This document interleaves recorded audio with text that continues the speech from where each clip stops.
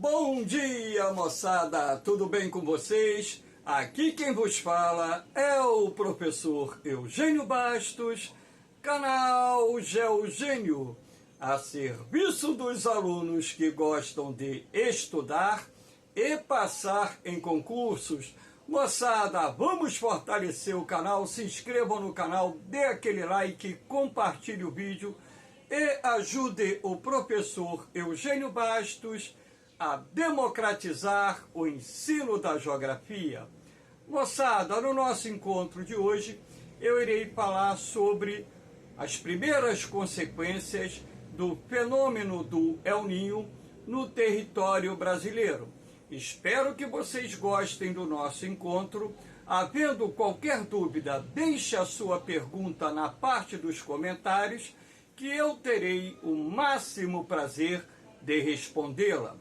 Então, moçada, como é da ciência de todos vocês que seguem o canal e aqueles que vão começar a seguir o canal, o fenômeno do El Niño se formou. Eu digo isso porque isso tem sido divulgado amplamente pela imprensa, escrita e também televisada.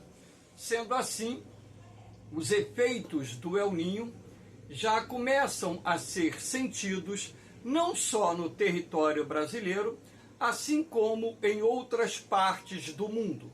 Então, o objetivo desse encontro é falar mais especificamente dos primeiros efeitos do fenômeno El Niño no território brasileiro. E eventos climáticos extremos estão acontecendo no nosso país e tiveram início nos últimos meses, quando então tivemos a confirmação da formação do fenômeno do El Niño. Apenas um breve comentário para relembrá-los que o fenômeno do El Niño resulta do aquecimento anormal das águas do Pacífico Oriental nas imediações da linha do Equador, aqui na costa noroeste da América do Sul. Então, como vocês podem ver nessa imagem bem atualizada do NOAA, que é um importante órgão ou instituto de previsão do tempo lá dos Estados Unidos, percebe-se que as águas mornas do Oceano Pacífico estão posicionadas aqui na sua porção oriental, nas imediações da linha do Equador. A partir de março desse ano, os principais institutos de meteorologia começaram a informar que o fenômeno do El Niño estava em processo de formação e que haveria a possibilidade de termos no ano de 2023 e também no início de 2024 um El Niño no mínimo forte, podendo esse fenômeno ainda evoluir para um super El Niño. Quero lembrar vocês que no canal Geogênio existem várias aulas sobre o El Niño. Então, eu venho fazendo o monitoramento do fenômeno já há algum tempo, há vários meses, e em função disso já gravei também alguns vídeos sobre o fenômeno El Niño. E também, claro, que no canal existem vídeos sobre o fenômeno oposto, que é a Laninha, que por sua vez resulta do resfriamento anormal das águas do Oceano Pacífico Oriental, aqui nas imediações da linha do Equador. Como nesse momento estamos vivenciando o fenômeno do El Niño, que a partir da primavera, que começa hoje, essa aula está sendo gravada no dia 23 de setembro de 2023, e a primavera começou exatamente no horário de Brasília, às 3h50 da madrugada. Então tivemos hoje o início da primavera. E de acordo com as previsões feitas por renomados institutos de meteorologia, É nesse período que teremos a intensificação do fenômeno do El Niño, porque a partir de hoje, progressivamente, o hemisfério sul passa a ser mais iluminado e também mais aquecido pelos raios solares, razão pela qual a temperatura da água do Pacífico Oriental vai aumentar gradativamente a partir desse momento. Sendo assim, o que nós teremos daqui para frente é apenas a intensificação desse processo de aquecimento. Então vamos esperar os próximos meses para ter certeza se esse El Niño, que já é previsto como forte, irá evoluir para um super El Niño. Lembrando que esse fenômeno, assim como o fenômeno da Laninha, provocam perturbações climáticas em escala global. Todavia, o objetivo dessa aula é apenas analisar os efeitos do El Niño no território brasileiro, ou seja, o início desses efeitos no território brasileiro. E é por isso que eu digo que, havendo qualquer dúvida, deixe a sua pergunta na parte dos comentários, que eu terei o máximo prazer de respondê-las. Então, moçada, vamos lá. Aqui nós temos um quadro do NOAA, como eu disse a vocês, o mais importante instituto de previsão do tempo lá dos Estados Unidos. Então, aqui nós temos dados sobre trimestre. Aqui o El Niño representado em vermelho. Agosto, setembro, outubro, 100%. O El Niño já estava configurado, formado. O mesmo se repetindo para o período setembro, outubro, novembro, dezembro, novembro, dezembro, janeiro. Aqui você já percebe dezembro, janeiro, fevereiro, uma pequena, mínima possibilidade do El Niño começar a desaparecer. Janeiro, fevereiro e março, essa possibilidade aumenta. Fevereiro, março e abril, ela aumenta mais um pouco. Março, abril e maio aumenta mais ainda, mas abril, maio e junho, a previsão do NOAA é que haja 60% ainda de probabilidade de manutenção do fenômeno do El Niño no ano de 2024. Lembrando que esses dados provêm de estimativas que podem ou não se confirmar, até mesmo porque é um tanto quanto um pouco difícil você estimar a duração do fenômeno do El Niño, assim como a duração do fenômeno da Laninha. Lembrando que, recentemente, nós estávamos vivenciando os efeitos da Laninha que se estenderam por 3 anos. Então, ninguém previu na época que a Laninha iria se estender por 3 anos. Mas acontece que, em função da manutenção das condições atmosféricas e também das temperaturas das águas oceânicas no Pacífico Oriental, esse fenômeno da Laninha se estendeu por 3 anos. Então, o que na verdade nós temos aqui é uma previsão que pode ou não se confirmar. A possibilidade que se confirme é grande, mas também existe a possibilidade de não se confirmar tais previsões, até mesmo porque, como eu disse, é muito difícil você prever com muita antecedência a duração tanto do fenômeno do El Niño, assim como do fenômeno da Laninha. Então vamos aqui agora começar a estudar especificamente os efeitos do El Niño no território brasileiro, os efeitos que já estão sendo sentidos. Ondas atípicas de calor no Brasil, com sucessivos recordes de temperatura para o inverno. Foi o que aconteceu. O inverno desse ano, aqui na América do Sul, em boa parte da América do Sul, principalmente aqui no Brasil, centro-norte da Argentina, Uruguai, Paraguai, Bolívia, etc., centro-norte do Chile, foi um inverno com recordes de temperaturas positivas.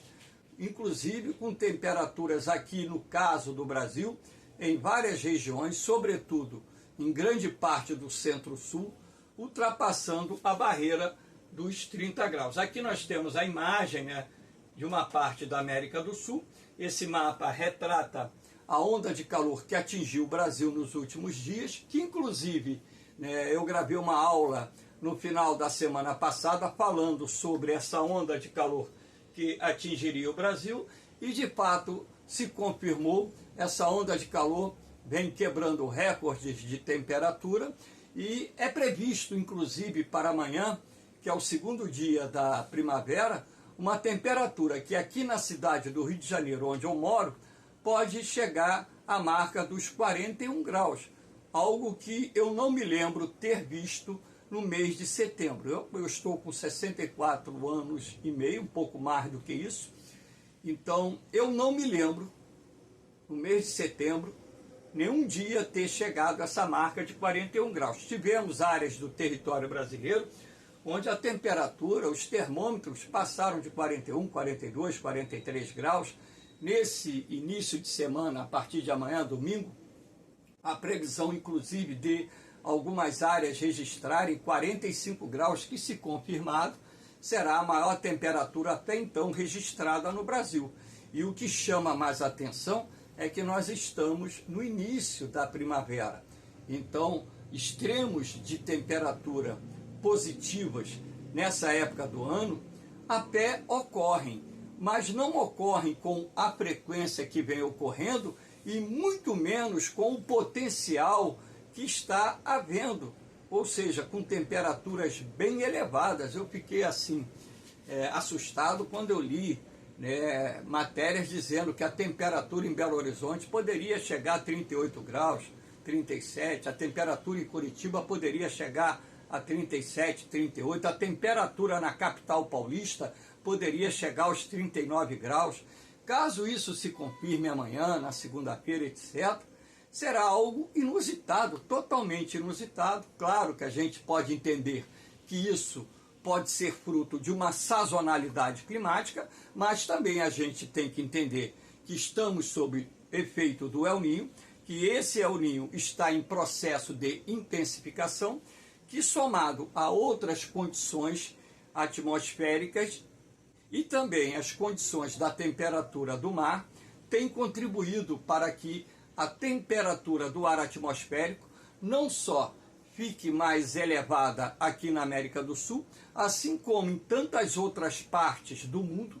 Tivemos no transcurso de 2023 recordes de temperatura. Isso aconteceu na América Central, aconteceu na América do Norte, no México, Estados Unidos, aconteceu em áreas da Europa, no continente africano, no Oriente Médio, em várias áreas da Ásia. Aconteceu também temperaturas acima da média na Austrália, enfim. Então nós estamos vivenciando, na verdade, uma era que está nos indicando que o ritmo do aquecimento global está em processo de aceleração. Isso pode ser uma anomalia climática, pode ser uma sazonalidade climática, até pode, tá?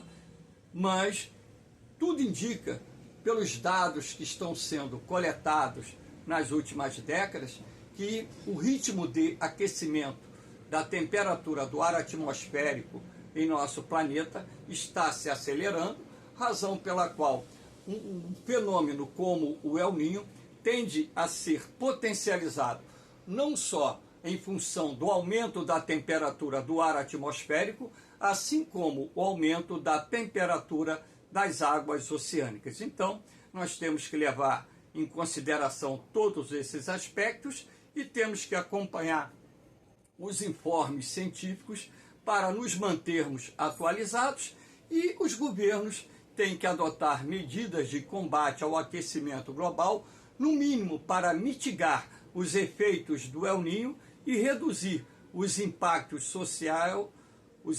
sociais e econômicos, não só aqui no Brasil, assim como em escala planetária. Então repare aqui a previsão, né? O calor tomou conta praticamente de todo o território brasileiro, com temperaturas bem acima dos padrões médios, em algumas áreas 5, 6, 7 graus acima da temperatura média para essa época do ano. Aqui nós temos uma outra imagem, né, mostrando o mapa do Brasil.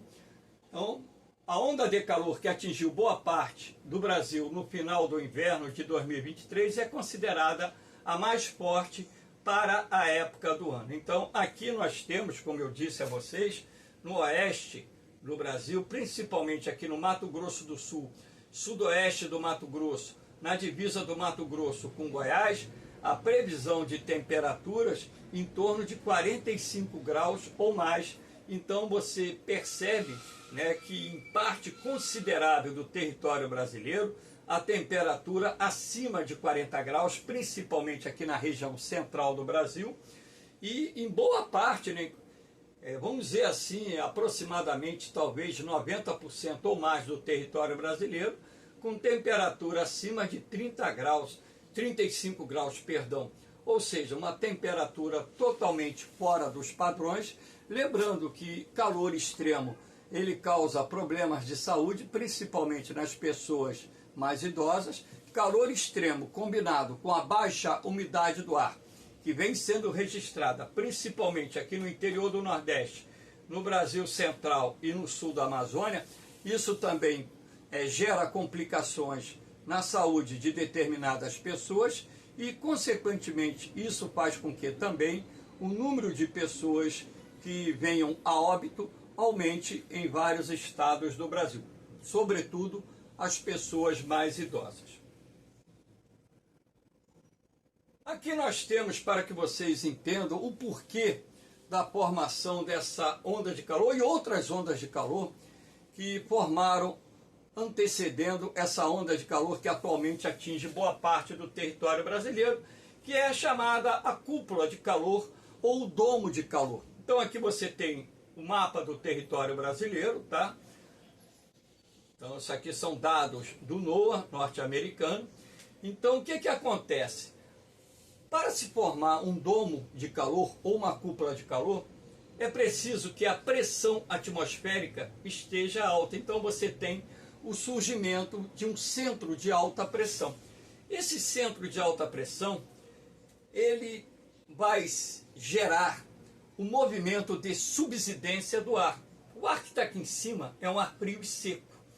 Então, esse ar frio e seco vai exercer um movimento de subsidência, de descida, e na medida que esse ar frio e seco desce, ele comprime o ar quente aqui embaixo, junto à superfície, contribuindo dessa forma para dois fatores.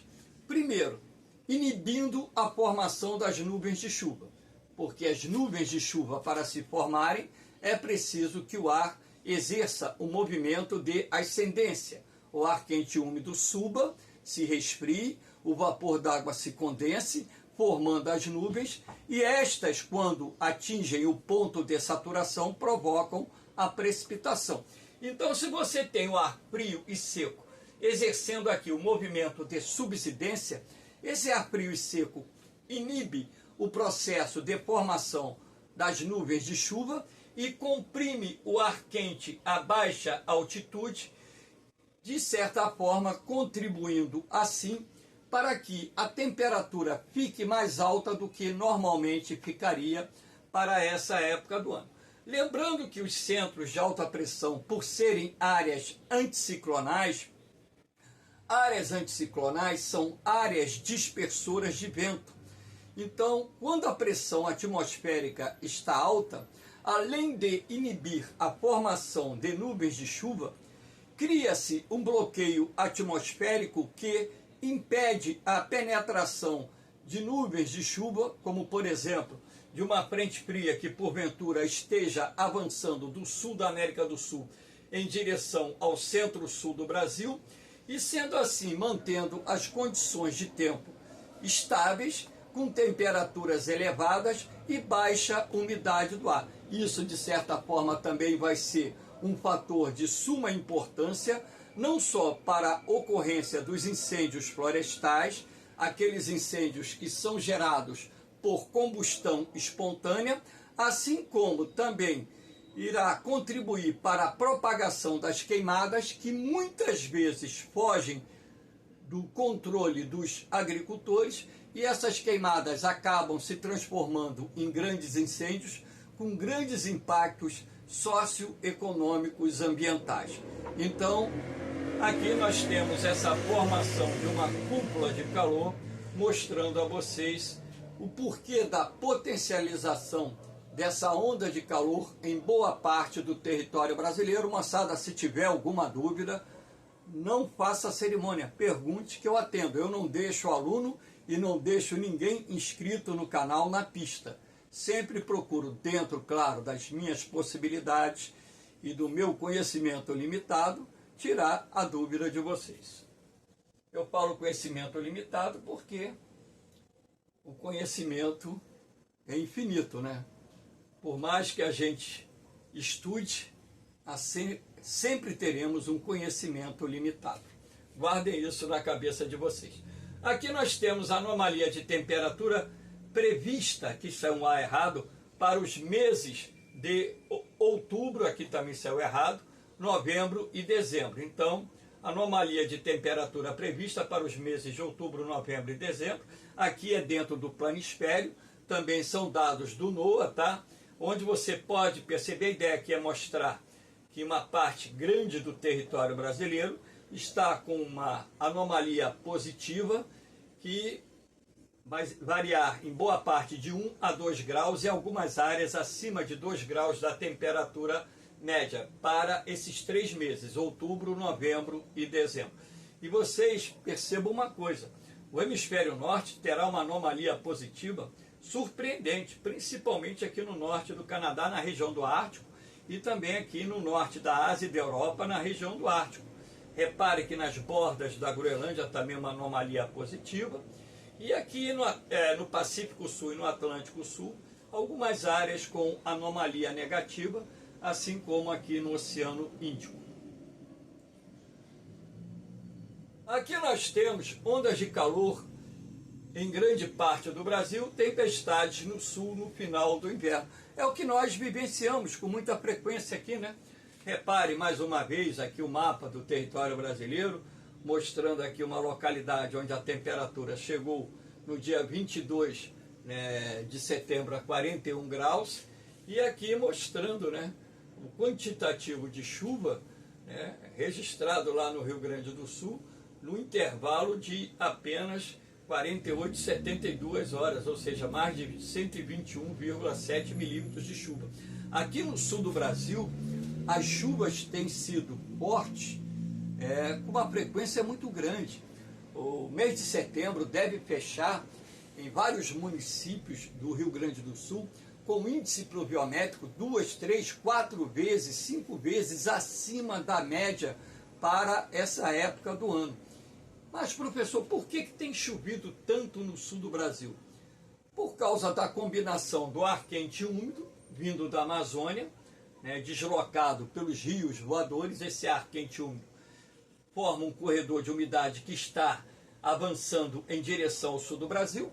E esse corredor de umidade formado pelos rios voadores, que se deslocam da Amazônia Ocidental em direção ao sul, se deparam com ar frio e úmido procedente do sul do continente. Então, essas frentes frias que deslocam esse ar frio, que absorve umidade no transcurso do seu trajeto para o território brasileiro, gera não só o chamado choque térmico, como as condições ideais para a formação de sistemas de tempestade. Lembrando que também está havendo uma frequência muito grande de formação de centros de baixa pressão no norte da Argentina, no Paraguai, e esses centros de baixa pressão, eles atravessam o Rio Grande do Sul, Santa Catarina, e estão encontrando aqui no Oceano Atlântico Sul temperaturas da água mais elevadas do que os padrões médios para essa época do ano. Então, o mar mais aquecido também libera mais energia para a atmosfera, libera também maior quantidade de vapor d'água. Isso potencializa a formação das nuvens de chuva, sobretudo as supercélulas, que são constituídas por nuvens do tipo cúmulos-nimbus, e esses sistemas de tempestade têm sido responsáveis pelo grande volume de chuva que tem caído principalmente no Rio Grande do Sul, sul de Santa Catarina, algumas áreas do Uruguai, da Argentina e do Paraguai. E essas tempestades têm gerado transtornos, prejuízos econômicos, têm causado a perda de vidas humanas, e olha que o El Niño apenas está no seu começo. O El Niño encontra-se em processo de intensificação, ou seja, potencialização. Aqui nós temos a baixa umidade no Brasil central, sertão nordestino e Amazônia aqui, ó. Tem áreas aqui no Brasil com a umidade está 14%. Umidade típica de regiões desérticas. Ah, professor, no inverno é comum que essa umidade do ar caia no Brasil central, claro, é o período seco. O inverno aqui no Brasil central e no sertão nordestino é o período seco. É o período onde praticamente não chove. Então é comum que a umidade caia nessa época do ano. Agora, o que está acontecendo é uma sequência de dias com uma umidade do ar muito baixa, e quando a umidade do ar está muito baixa, isso também cria problemas de saúde, principalmente para pessoas portadoras de determinadas doenças respiratórias, também cria as condições favoráveis para propagação das queimadas, dos incêndios florestais, com impactos sociais, econômicos, ambientais. Então a baixa umidade é muito nociva. Repare que somente aqui no sul do Brasil, em algumas áreas da Amazônia e do litoral oriental do Nordeste, os padrões de umidade têm se mantido elevados. Aqui nós temos, o corredor de fumaça das queimadas procedente da Amazônia chega ao sul do Brasil. Esse é o primeiro grande corredor de fumaça do ano de 2023, essa imagem do NOAA, ela foi publicada agora, ontem, e você pode perceber aqui esse corredor de fumaça, essa imagem que representa o corredor de fumaça atingindo o sul do Brasil. Então, isso quer dizer que houve uma intensificação das queimadas na Amazônia.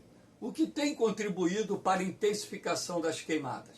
A baixa umidade do ar, consequentemente a ausência de chuvas e, logicamente, o desejo dos agricultores utilizarem essa época do ano para limpar o terreno, objetivando o preparo da terra para a agricultura, ou os pecuaristas o plantio de pasto e também a renovação de pasto, porque o pasto no inverno, no período seco, o capim seca, e é comum no período que antecede a estação chuvosa, fazer a queimada no pasto seco para que o capim brote e passe por um processo de regeneração. Então, só que em função das condições atmosféricas reinantes derivadas do El Niño, esses incêndios tendem a assumir proporções cada vez maiores. Vamos torcer para que isso não aconteça, mas a previsão é muito sombria para a Amazônia esse ano, em função dos incêndios florestais. O governo vai ter que ficar muito alerta, os órgãos de proteção terão que ficar muito alerta para coibir os incêndios criminosos e também estarem preparados para poder combater esses incêndios que vão, de certa forma, atingir grandes proporções na Amazônia. Acredito que teremos péssimas notícias nos próximos meses, caso não haja um regime de chuvas normal para a Amazônia. Como nós estamos no El Niño, é de pleno conhecimento que toda vez que o El Niño se manifesta, nós temos uma redução das chuvas, principalmente na porção setentrional e oriental da Amazônia. Essa parte aqui da Amazônia registra uma redução significativa do índice pluviométrico, o que também acaba por criar as condições para o surgimento dos incêndios florestais e a propagação das queimadas feitas por produtores rurais. Aqui nós temos a intensificação dos ciclones extratropicais no sul do Brasil, lembrando que os ciclones extratropicais são comuns, principalmente no outono e no inverno. É comum você ter a formação desses ciclones. Agora, o que está acontecendo é a potencialização dos ciclones extratropicais, que estão não só gerando tempestades mais violentas, volumes de chuva mais intensos, assim como ventos também com poder de destruição bastante significativo. Aqui, nesse mapa do clima-tempo, você pode perceber alguns dos ciclones extratropicais que se formaram aqui, 15 e 16 de junho de 2023, junto ao litoral do Rio Grande do Sul e Santa Catarina, 8 de julho de 2023, junto ao litoral do Rio Grande do Sul e Santa Catarina, 4 de setembro de 2023, entre o sul do Rio Grande do Sul e o litoral do Uruguai, 12 e 13 de junho de 2023, ciclone se formou sobre o Rio Grande do Sul, 26 de julho de 2023, entre o sul do Rio Grande do Sul e o litoral do Uruguai, 18 de agosto de 2023, entre o litoral do Uruguai e o litoral da província de Buenos Aires. Aqui não aparece nem os ciclones extratropicais que se formaram no mês de setembro. Eu só estou usando essa imagem para mostrar a vocês que houve uma intensificação no processo de formação dos ciclones extratropicais, e esses ciclones extratropicais têm sido responsáveis pela ocorrência de chuvas torrenciais com potencial de inundação e também potencial de causar prejuízos materiais e, infelizmente, perdas de vidas humanas. Aqui nós temos, para mostrar a vocês, uma imagem de um ciclone extratropical que passou lá no Rio Grande do Sul no dia 16 de junho de 2023, aqui o desenho dele, aqui é o núcleo do ciclone extratropical, aqui é a célula de baixa pressão, então você já pode perceber aqui um movimento giratório no sentido horário, que é característico dos ciclones que se formam no hemisfério sul. Então esse sistema de formação de ciclones extratropicais se intensificou em função, é claro, do fenômeno do El Niño. Lembrando que esses ciclones, eles são potencializados pela chamada gangorra térmica, o encontro do ar frio com o ar quente resultante das ondas de calor e, somando-se a isso, a queda da pressão atmosférica criam as condições ideais para a formação dos ciclones extratropicais. Aqui nós temos o quantitativo de chuva acumulado no Brasil de 4 a 11 de setembro. Repare que o Rio Grande do Sul e sul de Santa Catarina foram disparados as áreas com maior registro de chuva em uma semana, com mais de 150 a 200 milímetros de chuva, havendo áreas aqui com mais de 200 milímetros de chuva, nesse período de 4 a 11 de setembro. Então repare, e isso tem se repetido com muita frequência no mês de setembro, e a situação também começou a ocorrer a partir do mês de agosto. Então as condições atmosféricas têm sido ideais para a formação desses sistemas de tempestade. E o pior de tudo, essa imagem é de hoje, agora da parte da manhã, hoje 23 de setembro, repare aqui, mais um sistema de tempestade ao Rio Grande do Sul, o contorno do Rio Grande do Sul aqui, mais um sistema de tempestade se formou, está cobrindo uma parte considerável do Rio Grande do Sul. Então, esse sistema de tempestade que se formou ao longo dessa noite está evoluindo agora durante o período da manhã, tem despejado um volume de chuva bastante significativo em vários municípios do Rio Grande do Sul. Como eu disse e reitero agora, o Rio Grande do Sul tem sido o estado mais prejudicado pelas chuvas torrenciais resultantes do fenômeno do El Niño, que se encontra em fase de potencialização. Lembrando que esse fenômeno vai causar uma seca severa no sertão nordestino. O período da chuva lá começa por volta de dezembro, vai até abril.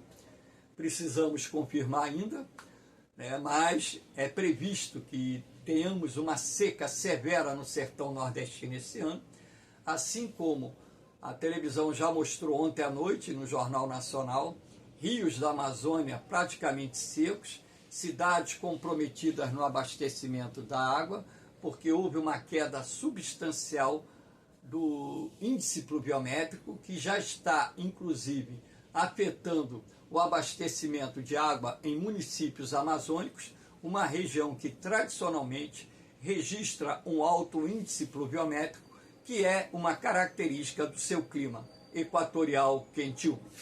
Moçada, espero que vocês tenham gostado desse encontro. Dê aquela forcinha no canal de Eugênio, se inscrevam no canal, divulgue o canal entre os amigos, dê aquele like, deixe o seu comentário, ajude o professor Eugênio Bastos a democratizar o ensino da geografia.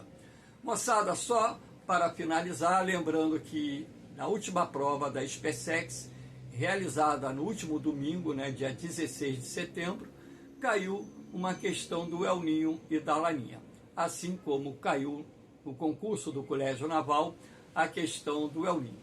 E no caso do concurso da SpaceX, o canal de Eugênio conseguiu 100% de êxito com aulas gravadas. Todos os assuntos que foram cobrados na SpaceX estavam nas aulas gravadas do canal de Eugênio.